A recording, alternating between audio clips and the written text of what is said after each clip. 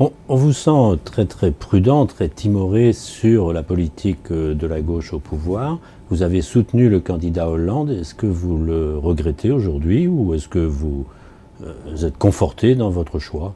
Je l'ai soutenu les yeux ouverts, le 13 mars 2012, après avoir moi-même présenté ma candidature pédagogique en vue de faire bouger les lignes et notamment d'amener les électeurs à réfléchir sur les choix que nous avons faits en matière européenne il y a un peu plus de 20 ans, au moment du traité de Maastricht. Est-ce que le système de la monnaie unique n'est pas frappé d'un vice congénital, à savoir qu'il a juxtaposé des économies beaucoup trop hétérogènes?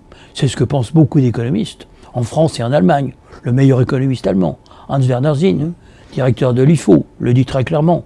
Il faut reprendre complètement la construction de l'euro. On va revenir sur l'Europe, mais compte tenu de ce contexte, est-ce que François Hollande devrait faire autre chose? Je pense que alors, il y a un beau choix qui a été fait, qui est le choix du rapport gallois.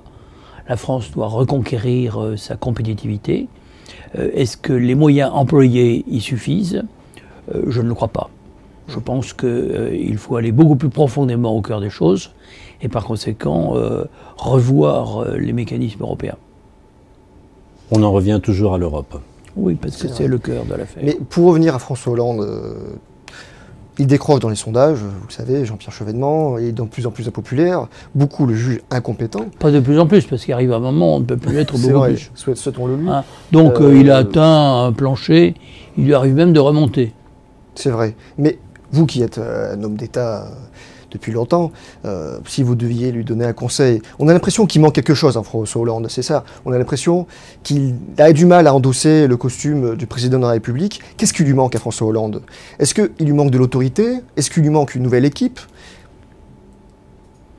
Je pense qu'il ne manque pas à François Hollande ni l'intelligence, ni le calme, ni le sang-froid, ni l'humeur égale dont un président de la République doit être capable de faire preuve. Qu'est-ce qui cloche alors selon vous? Je pense que sa vision de l'Europe ne remet pas suffisamment en cause des choix qui ont été faits très longtemps avant lui. Il se présente comme le légataire universel en quelque sorte de Jean Monnet, de Robert Schuman, de Jacques Delors, de François Mitterrand, de Jacques Chirac, d'Édouard Balladur, d'Alain Juppé, de tous ceux qui effectivement ont joué un rôle pour maintenir l'Europe sur les rails du néolibéralisme, acte unique, et d'une monnaie unique viciée dans son principe, 1992.